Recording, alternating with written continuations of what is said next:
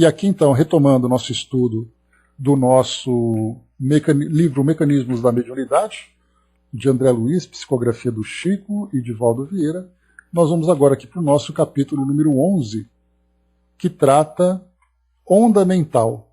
Vamos a ela. Então ele diz assim, onda hertziana, né? Ou seja, hertz, aquelas ondas eletromagnéticas que vão se modificando de acordo com a frequência, né? E a sua distância também. Examinando sumariamente as forças corpusculares de que se constituem todas as correntes atômicas do plano físico, podemos compreender sem dificuldade, no pensamento ou radiação mental, a substância de todos os fenômenos do espírito a expressar-se por ondas de múltiplas frequências. André Luiz, então, ele quer dizer o seguinte para nós. Da mesma forma que nós encontramos hoje, né, nos elementos químicos que acabam irradiando determinada frequência pela agitação dos seus elétrons, pela agitação que acontece nos seus núcleos e tudo mais, ele faz uma comparação, que da mesma forma que acontece nas correntes atômicas do plano físico, o mesmo acontece também no espírito, a expressar-se por ondas de múltiplas frequências, sendo que cada indivíduo faz a irradiação mental com sua própria frequência, de acordo com seu estágio evolutivo, de acordo com o seu conteúdo moral, de acordo com o seu desenvolvimento, como André Luiz falou anteriormente no capítulo 10. Então, cada um de nós apresenta uma frequência de onda mental que é a sua identidade. Se hoje nós temos, por exemplo, as nossas digitais, nós temos as nossas íris e outros elementos biométricos que atestam a nossa identidade, no plano mental, no plano espiritual, nós temos exatamente a frequência mental que nós irradiamos. Elas nos pertencem. E por que nós podemos dizer que cada um tem a sua própria frequência mental? Porque essa frequência mental, ela é uma característica, né, que vem como o resultado de tudo aquilo que nós já vivemos até hoje na nossa trajetória evolutiva. Não apenas hoje na nossa vida atual. Porque a impressão que dá para todos nós, só para a gente fazer uma ilustração, imaginemos que nós peguemos uma pequena comunidade, uma comunidade isolada da sociedade que nós vemos hoje, né? A sociedade mais estruturada, uma sociedade que traz ali toda a sua complexidade. Uma comunidade simples. Nós podemos, por exemplo, ir para um ambiente selvagem e encontrarmos ali uma tribo, de uma comunidade de nativos. E aí nós vamos encontrar homens, mulheres, crianças, idosos. E aí então nós vamos aparentemente observar e ter a impressão de que todos são iguais. Que eles fazem as mesmas coisas, que eles se alimentam da mesma forma, que todos eles praticam a mesma rotina, que todos eles têm os mesmos sonhos e mesmos desejos. Simplesmente porque nós observamos o conjunto de uma forma superficial. Mas quando nós começamos a entrar na intimidade de cada indivíduo, e compreendendo que cada indivíduo representa um espírito imortal na sua trajetória evolutiva, a gente vai se perguntar quem é exatamente aquele indivíduo particularmente. E aí, se nós pudéssemos nos aproximar e conversar, e começar ali a trocar ideias sobre suas tendências, seus desejos, seus medos, seus sonhos, né, as suas particularidades culturais, intelectuais, emocionais, nós veremos ali universos completamente diferentes. Numa família, por exemplo, desses nativos, nós teríamos ali jovens diferentes com tendências absolutamente diversas. Mas, a princípio, nós olhávamos à distância e víamos todo mundo junto, pelo fato de se vestirem da mesma forma. Então, hoje, né, os antropólogos acabaram tendo um farto campo de observação, quando, no início do século XX, eles começaram, então, a ter essa ideia de conhecer a natureza humana. Então, eles viajaram aqui para as Américas, os europeus em especial, viajaram aqui para as Américas, viajaram para a África, viajaram para a Ásia e ficavam durante 2, 3, 4 anos convivendo com aquelas comunidades que eram consideradas comunidades primitivas. E só era possível conhecer a natureza daquela comunidade convivendo com elas. Daí nasceu aquilo que nós conhecemos hoje como antropologia, que é estudar exatamente as características culturais de cada comunidade e depois conhecer também cada indivíduo. A partir dessa visão, nós vamos perceber que o fato de nós termos individualidades completamente diferentes umas das outras, embora de alguma forma dependentes entre si, por estarem ali fechados dentro daquele grupo, e portanto um dependia do outro para a sua sobrevivência, nós veremos cada indivíduo diferente do outro. E isso significa que cada um tem ali uma frequência diferente da sua onda mental. Então é assim que nós somos conhecidos hoje. Agora, saindo dessas comunidades primitivas e voltando aqui para o nosso caso, para uma sociedade como a nossa, complexa, com tanta gente, pegar, por exemplo, São Paulo, em que você vai no centro da cidade e você vê milhares de pessoas transitando ali ao mesmo tempo. Cada uma tem a sua característica. Por mais embolados que nós estejamos, cada um ali tem a sua preferência. Ele gosta de uma música, ele tem um time de futebol, ele tem um nível cultural, ele tem a sua crença. E essa somatória de cada um desses elementos formam então esse centro gerador dessas irradiações mentais. Por isso nós percebemos que cada um traz a sua própria frequência. Não, Brás, tecnicamente não, segundo a nossa ciência. Então, ou seja, até mesmo no DNA nós temos essas características diversas. Valendo-nos de ideia, pois é, exatamente, Dalva, dessa forma. Cada um com seu cristal mesmo ali, irradiando essas energias de um modo muito, mas muito específico.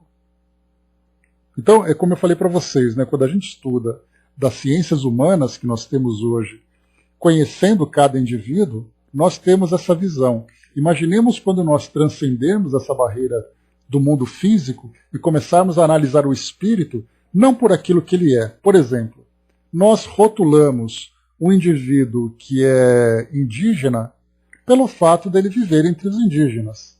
Um aborígene pelo fato dele viver entre um aborígene. E assim vai cada um na sua própria comunidade. Agora imagina quando nós começarmos a analisarmos o espírito encarnado naquele corpo. Aí nós não veremos o indígena. Ele está indígena, ele está aborígene, ele está negro, ou ele está caucasiano, qualquer seja, ou ele está latino. Cada um na sua posição, ele está nessa condição. Mas não significa que ele sempre percorreu esse mesmo caminho. Daí mostra então que quando a gente começar a sair da antropologia humana e começar a estudar a antropologia espiritual, aí sim nós veremos ali um campo muito mais profundo do que apenas essa análise superficial que nós fazemos. Porque aí não veremos o indivíduo por aquilo que ele está, mas veremos por aquilo que ele é, depois de tantas e tantas encarnações que foram se somando e moldando a sua personalidade e os seus valores atuais. Valendo-nos de ideia imperfeita, podemos compará-lo de início à onda hertziana, tomando o cérebro como sendo um aparelho emissor e receptor ao mesmo tempo. Então, olha que interessante. Ele vai fazer aqui uma comparação do cérebro como sendo um aparelho, não que o cérebro seja o gerador daquelas ideias. Eis aí a grande diferença. Dalva, você colocou que aí a vaidade começará a diminuir. A gente teve uma situação, bom dia soldado, uma situação bastante parecida, quando o próprio Darwin trouxe a proposta para aquela sociedade europeia, para a sociedade inglesa a princípio, quando ele falava sobre a evolução das espécies. O fato dele ter sugerido que o ser humano era uma evolução dos primatas, a gente lembra tudo isso que gerou, já chegamos a falar sobre isso, quantos preconceitos ele sofreu, ele virou motivo de piada, ele foi inclusive excomungado da igreja anglicana da qual ele era adepto. Simplesmente porque essa questão ainda do orgulho e da vaidade foi prevalecendo, e ao mesmo tempo a gente lembra que o livro Evolução das Espécies ele foi contemporâneo ao Livro dos Espíritos. E aí na segunda edição, na revisão que Kardec apresentou, né, trazendo ali novas questões e tudo mais, os espíritos responderam que é muito natural essa evolução. E quando os homens deixarem seu orgulho de lado, eles vão compreender a sua natureza. Então, ou seja, essa questão da vaidade já foi testada claramente naquele período, né, em 1859, se eu não me engano, que foi a Evolução das Espécies, que foi a sua publicação, 2 anos depois da primeira edição do Livro dos Espíritos, em 57. E basta a gente procurar as charges que foram publicadas naquela época, que nós encontramos hoje, fácil no YouTube, colocar Charles Darwin, Evolução das Espécies, e charge, nós veremos, né, os desenhos, colocavam, por exemplo, né, um chimpanzé com a cabeça de Darwin, que era uma das charges mais frequentes que eram utilizadas, né? Então, depois disso, a gente vai conseguir quebrar realmente essas barreiras da vaidade humana, mostrando ali, né, o que você não é rico, você não é pobre, mas simplesmente é uma circunstância em que o espírito está ali inserido. E mostra que ele é simplesmente um ser em evolução. E isso vai trazer, sem dúvida nenhuma, uma grande revolução na nossa autopercepção. Vamos lá. Pensamento e televisão. Recorrendo ainda a recursos igualmente incompletos, lembrando mais uma vez que André Luiz procura sempre utilizar os instrumentos e as nossas ciências terrenas para tentar trazer uma comparação para explicar as questões espirituais, e ele sempre vai trazer para nós essa ideia, né? Uma comparação muito pálida, uma comparação muito incompleta, muito simplificada, mas é o caminho para o nosso entendimento nesse início de estudos desses temas. Recorrendo ainda a recursos igualmente incompletos, recordemos a televisão, cujos serviços se verificam à base de poderosos feixes eletrônicos devidamente controlados. Esse controle, né, exatamente porque quando se falava, né, na televisão aqui de André Luiz, era a televisão ainda com aquelas válvulas, né, com aqueles tubos catódicos, né? Hoje nós temos sistemas completamente diferentes. TVs de plasma e tudo mais, né? Então, de LCD e tal, né? Então, mas, enfim, ele traz aqui essa comparação. Então, esses feixes controlados eram aqueles feixes que davam determinada frequência e, portanto, uma cor, e também uma intensidade, portanto, uma intensidade daquela cor, para formar a imagem que nós assistimos. Então, eram jornais, novelas, filmes, jogos, todos aqueles programas, né, que passavam naquela época, eles eram produzidos dessa forma. Embora hoje nós encontremos ainda alguns televisores, né? Nos transmissores dessa espécie, é imperioso conjugar a aparelhagem necessária à captação, transformação, irradiação e recepção dos sons e das imagens de modo simultâneo, que é exatamente o processo, né? Que a televisão, por exemplo, nada mais é do que um aparelho que faz a decodificação daquelas ondas que são enviadas e transformando nas imagens e nos sons que nós assistimos hoje.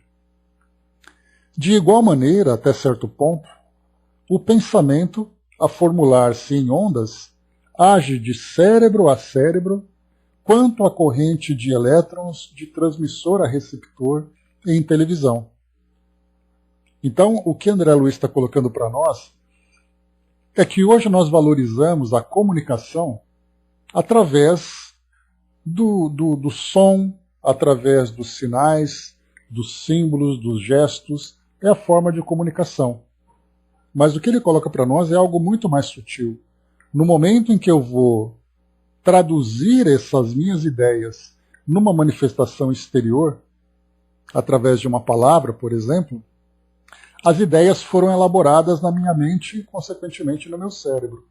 Para que o meu cérebro, então, desse os comandos, para que o meu corpo reagisse dessa forma. Estudando, por exemplo, a fonoaudiologia, né, que é um tema que nós desconhecemos pelo fato de não estarmos nessa área, mas nós pensamos de que modo que a fala é organizada. Aí nós temos, então, aquele nosso aparelho fônico, ou aparelho fonético, em que nós temos a movimentação, a vibração das nossas cordas vocais, nós temos a movimentação da nossa boca, língua, dente, lábio, a respiração que produz esses sons. Mas tudo isso só é possível por causa do comando do nosso cérebro. É ele que vai dizer o quanto de ar eu preciso inspirar e depois soltar, com que intensidade esse ar vai ser solto. Portanto, a gente fala de músculos, que são os intercostais, falamos do diafragma. O movimento da minha boca para que eu possa articular as palavras de um modo adequado. Então, esses são os instrumentos que o meu corpo utiliza a partir desse comando mental. E o que André Luiz faz a comparação é que a televisão, então, que é esse instrumento, ele recebe essa onda e todo esse equipamento para captação, transformação, irradiação e recepção dos sons e das imagens, tudo isso funcione de um modo simultâneo. Mais uma vez, não desconhecemos que todo espírito é fulcro gerador de vida onde se encontre. E toda espécie de vida começa no impulso mental. Quando ele coloca assim, então, que não desconhecemos que todo espírito é fulcro gerador de vida onde se encontre, ele fala exatamente sobre isso, a questão de você gerar ideias, de você influenciar e ser influenciado.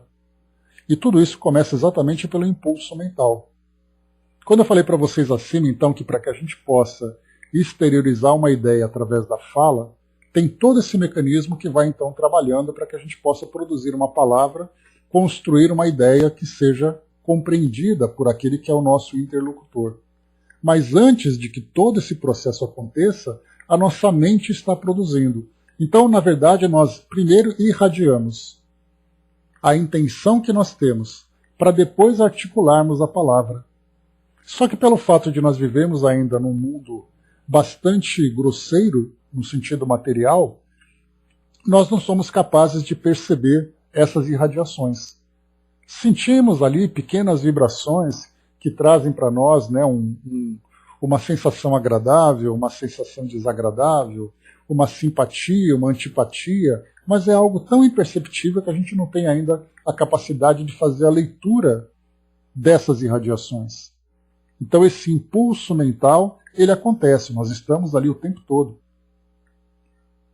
Eu vi hoje pela manhã uma imagem que mostrava uma lotação no transporte público no Rio de Janeiro. Então aquele monte de gente concentrada dentro de um ônibus. Imaginemos todas aquelas pessoas em silêncio, embora em silêncio, produzindo ideias, porque elas estavam pensando em alguma coisa da vida, vendo alguma coisa e analisando aquilo que estava sendo visto, e as ideias sendo irradiadas. Mas elas não conversavam entre si. Ou seja, ninguém assim entendia. Mas as ideias estavam ali, essas ondas mentais, estavam sendo irradiadas entre todos. Mas como nós ainda não temos a capacidade de perceber o pensamento, seriam praticamente isso. Essas guerras ocultas, principalmente em ambiente, pois é, Dalva, principalmente num ambiente em que as pessoas trazem ali uma certa antipatia. Antipatia não, uma falta de afinidade de ideias, não antipatia. No caso, por exemplo, quando você vai numa comunidade em que todos estão ali afinizados, se você vai a uma apresentação musical, quando você vai numa igreja, quando você vai num grupo de discussão, todos ali estão pensando de um modo geral, todos pensando na mesma direção. Até mesmo, se nós formos num centro espírita e vermos ali aquele grupo de pessoas sentado ali no auditório, todos estão ali ouvindo o palestrante. Mas não quer dizer que todos estejam pensando de acordo. Mas na essência todos estão ali com o mesmo propósito, com o mesmo objetivo. E aí então nós vemos essas irradiações, pelo menos naquele momento, todos eles vibrando numa frequência semelhante. Pois é, Brás. Então tem aqueles que percebem, Então, assim, o nosso corpo físico, ele não apresenta para nós, e eu entendo particularmente isso, como um projeto divino, né? O nosso corpo ele não está preparado para captar o pensamento ainda. Exatamente porque nós precisamos ter, de certa forma, uma liberdade de pensamento, né? As influências seriam muito intensas e isso traria para nós um problema muito grande. Nós estamos ainda vivendo no mundo de provas e expiações, seus imperfeitos, seus conflitos. Se nós fôssemos facilmente influenciáveis e assimilássemos com facilidade essas irradiações, nós estaríamos ali com um grande problema. Por isso, então, o nosso corpo físico, sendo muito grosseiro, é como se ele abafasse essas ondas mentais que nos afetam. Então nós captamos de um modo tão sensível que é quase imperceptível. Mas estamos envolvidos o tempo todo, não há dúvida disso. Dudu colocou na vidência, se percebe bem isso, né? Na palestra pública se vê muito, né? Então é possível perceber essas irradiações. Mas André Luiz ele continua assim para nós. Sempre que pensamos, expressando o campo íntimo na ideação e na palavra, na atitude e no exemplo, criamos formas, pensamentos e imagens moldes que arrojamos para fora de nós pela atmosfera psíquica que nos caracteriza a presença. Olha só então, quando nós então vamos pensar em alguma coisa, quando nós vamos fazer alguma coisa, antes que esse fazer aconteça, nós já criamos essas imagens mentais que estão se projetando. Mais uma vez, felizmente, nós temos ali uma limitação para essa assimilação, mas ela acontece. Então nós somos assim, eu tenho uma ideia, eu capto alguma coisa, o outro fala alguma coisa, nossa, eu estava pensando nisso agora. Você tirou a palavra da minha boca. Por que isso tudo? Porque nós temos ali, claro que nós temos uma linha de raciocínio conjunta durante uma conversa em que todos vão desenvolvendo ideias semelhantes, mas certamente nós antecipamos as nossas ideias com essas imagens que são projetadas. Sobre todos os que nos aceitem o modo de sentir e de ser, consciente ou inconsciente, atuamos à maneira do hipnotizador sobre o hipnotizado, verificando-se o inverso toda vez que aderimos ao modo de ser e de sentir dos outros. Então, se eu, por exemplo, conto para vocês uma história, vocês se comovem com a minha história, significa que vocês assimilaram aquilo que eu estava fazendo, que eu estava transmitindo. Ou seja, eu era o hipnotizador e vocês os hipnotizados. Quando alguém conta uma história e eu assimilo aquela imagem, e eu sinto aquilo que o outro sente, eu passo a me comportar de um modo como o outro se comporta, nós percebemos que acontece o inverso. Nós nos tornamos hipnotizados e aquele que emite aquela ideia se torna o hipnotizador. O campo espiritual de quem sugestiona gera no âmbito da própria imaginação os esboços ou planos que se propõe exteriorizar, assemelhando-se então à câmara de imagens do transmissor vulgar, em que o iconoscópio, que é a parte interna da televisão, com o jogo de lentes adequadas, focaliza a cena sobre a face sensível do mosaico que existe numa das extremidades dele mesmo, iconoscópio, ao passo que um dispositivo explorador, situado na outra extremidade, fornece um feixe tênue de elétrons ou raio explorador que percorre toda a superfície do mosaico. Então aquele mosaico é aquela mistura, né, de pontos que vão sendo estimulados. Quando esses raios de elétrons vão atingindo esses pontos, eles são então excitados e acabam respondendo em cores e intensidades para formar a imagem que nós vemos na televisão. Então o que André Luiz está falando para nós é o bastidor da televisão, é aquilo que acontece atrás da tela que nós assistimos. E nesse caso ele trouxe exatamente esse trecho inicial para falar para nós sobre essa questão da influência do magnetismo. Nós chegamos a falar sobre isso na sexta-feira, se não me engano, ou na quinta-feira passada, quando nós falamos sobre a influência do magnetismo de um indivíduo sobre o outro. Aí o Elcio lembrou aqui para nós sobre Hitler, mas não podemos falar também sobre Jesus. Podemos falar sobre um governante, um líder, um ditador, um religioso, um filósofo, enfim. Cada um ali trazendo a sua influência. E muito mais do que isso, claro que a gente está pensando numa grande proporção, em alguém que é capaz de influenciar de um modo muito intenso um grupo. Mas nós, no nosso dia a dia, conversando com uma pessoa, Nelson Mandela, por exemplo, mas nós, conversando com uma pessoa, nós exercemos sobre ela também um magnetismo. Dentro de nossas casas, no nosso ambiente de trabalho. Então a gente trouxe, claro, aqui esses exemplos daqueles que foram capazes de influenciar massas. Mas nós temos ali, né, no nosso dia a dia, a influência individual, em que eu falo com vocês, vocês falam comigo, e nós estamos ali trocando essa força magnética.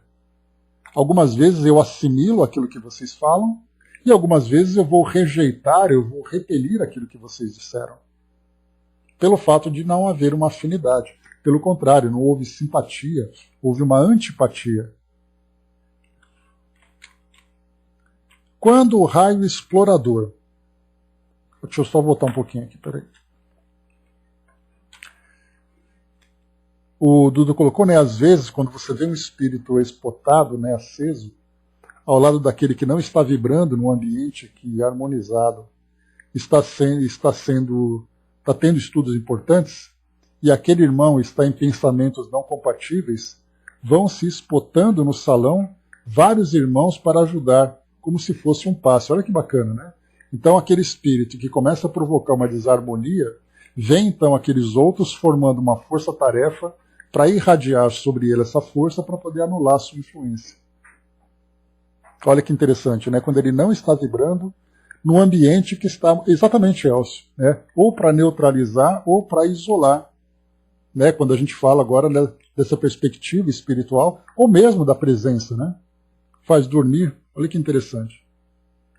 É aquela pessoa que está sentada sentada no auditório assistindo uma palestra, mas irradiando, né, aquele pensamento de crítica, de antipatia, ou muitas vezes até de uma perturbação que ele está sofrendo por questões íntimas, e aí então essa indução a esse sono, né, para fazer com que ele então tranquilize a sua mente e não perturbe o ambiente e seja capaz não apenas de não perturbar, mas que ele se torne também passivo para absorver aquelas irradiações positivas para que ele seja tratado devidamente.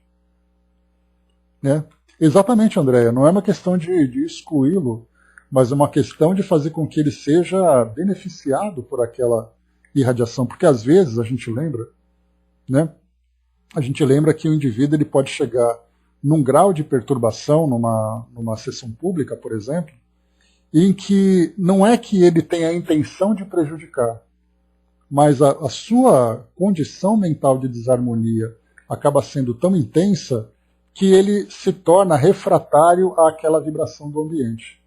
No momento em que ele começa, então, a se acalmar, a diminuir a sua irradiação mental, então ele deixa de ser um emissor e passa a ser um receptor. E aí então vem o benefício para ele.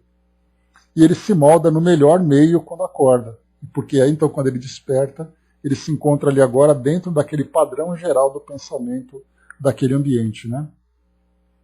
Desdobrado é mais fácil ao espírito amigo fazer ele retornar melhor. Né? Se for desdobrado ainda melhor, né? Porque aí ele acaba sendo influenciado de um modo direto e não apenas ali sendo envolvido nas vibrações.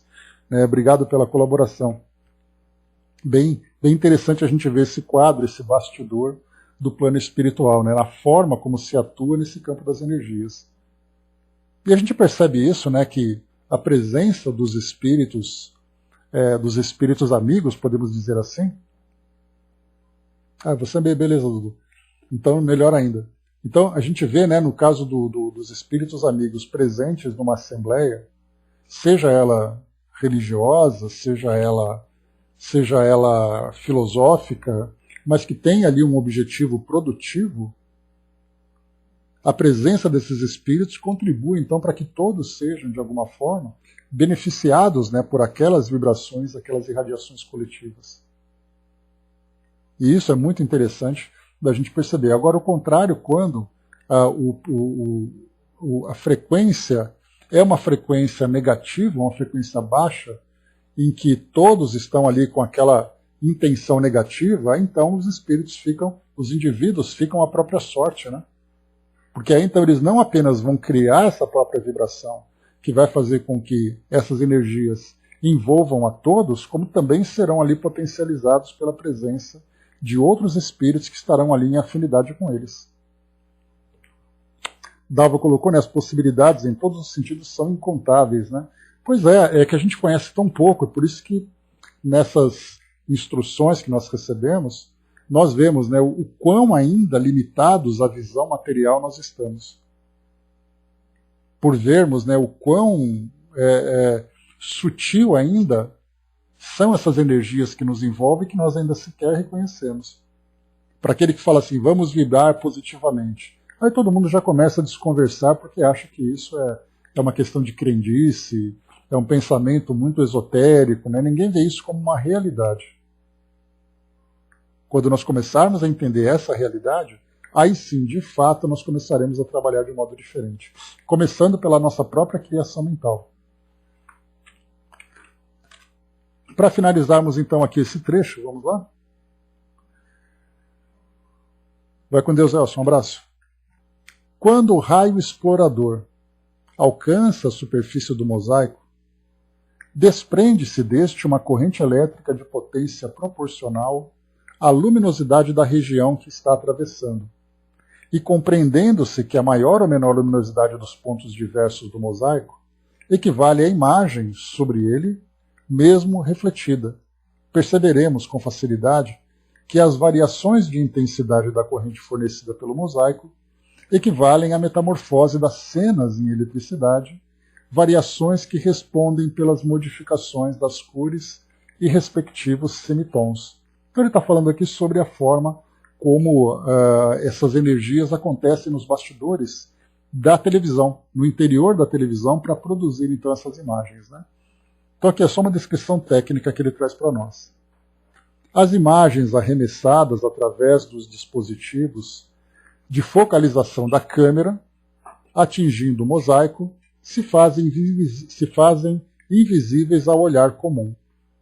Nessa fase da transmissão, vários pontos do mosaico acumulam maior ou menor corrente elétrica, segundo a porção de luz a incidir sobre eles. Somente depois dessa operação, que prossegue em variadas minudências técnicas, é que a cena passa ao transmissor de imagem a reconstituir-se através do cinescópio ou válvula da imagem no aparelho receptor, válvula essa cujo funcionamento é quase análogo ao do icnoscópio na transmissão, embora fisicamente não se pareçam. Então aqui são detalhes técnicos apenas que ele traz, né? Cenas e peças. Deixa eu só conferir aqui rapidamente. Tá, vamos lá. Com muito mais primor de organização, o cérebro ou cabine de manifestação do espírito, observem, cérebro ou cabine de manifestação do espírito. Então ele já coloca para nós aqui que o cérebro é o equipamento através do qual o espírito se manifesta. Assim como a televisão tem todo o conjunto de peças que, recebendo o impulso elétrico, produz então a imagem que nós vamos assistir. Então o cérebro recebe o impulso da mente, a mente, o espírito. Com muito mais primor de organização, o cérebro, ou cabine de manifestação do espírito, tanto quanto possamos conhecer-nos do ponto de vista da estrutura mental em nossa presente condição evolutiva, possui nas células e implementos que o servem aparelhagens correspondentes às peças empregadas em televisão para a emissão e recepção das correntes eletrônicas, exteriorizando as ondas que lhes são características, a transportarem consigo estímulos, imagens, vozes, cores, palavras e sinais múltiplos, através de vias aferentes e eferentes nas faixas de sintonia mental, aquelas faixas que nós então, aquelas vias através das quais Nós emitimos as nossas ideias ou recebemos ideias externas.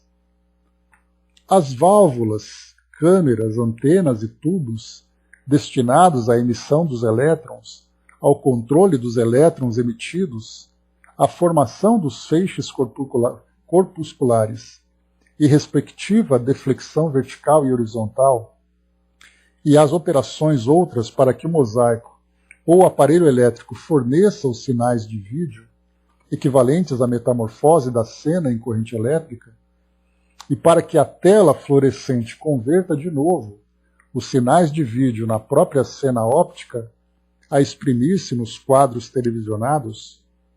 Então, até aqui ele trouxe para nós todo o conjunto de mecanismos e peças que fazem com que aconteça a recepção dos sinais e a formação das imagens e do som que nós, então, percebemos no aparelho, né?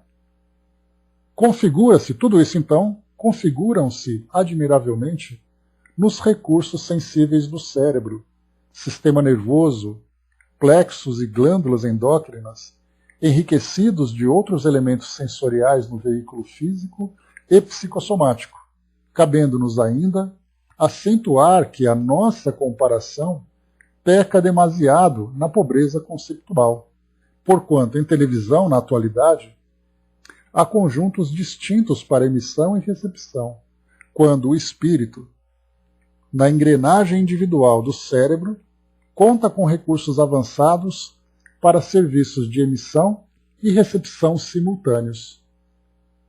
E aí, para finalizar, ele diz aqui para nós, alavanca da vontade. Reconhecemos que toda criatura dispõe de oscilações mentais próprias, pelas quais entra em combinação espontânea com a onda de outras criaturas desencarnadas ou encarnadas que se lhe afinem com as inclinações e desejos, atitudes e obras, no quimismo inelutável do pensamento. Então ele já fala sobre essas oscilações mentais próprias que entram em combinação com outras oscilações de acordo com as tendências dos indivíduos, encarnados ou desencarnados. Lembrando que mecanismos da mediunidade, nós falamos na relação entre espíritos. E nesse caso nós estamos focando também aqui na relação entre o mundo físico e o mundo espiritual. Compreende-se que toda partícula de matéria em movimentação se caracteriza por impulso inconfundível.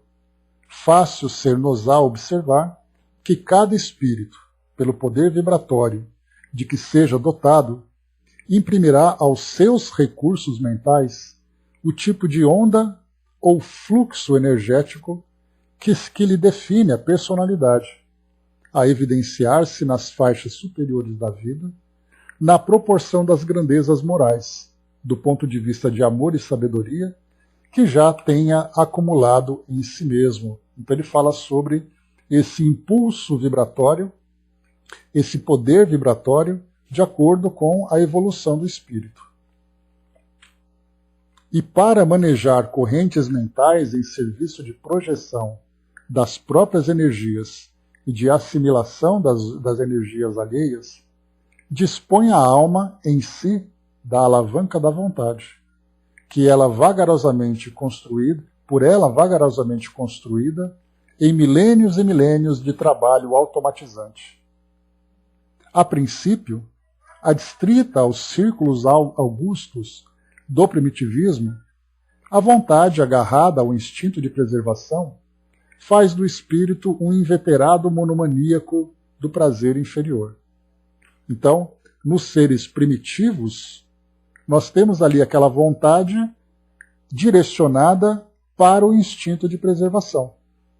E ele busca, então, os prazeres inferiores. Avançando pelo terreno inicial da experiência, aparece o homem, qual molusco inteligente, sempre disposto a fechar o circuito das próprias oscilações mentais sobre si mesmo em monodeísmo intermitente.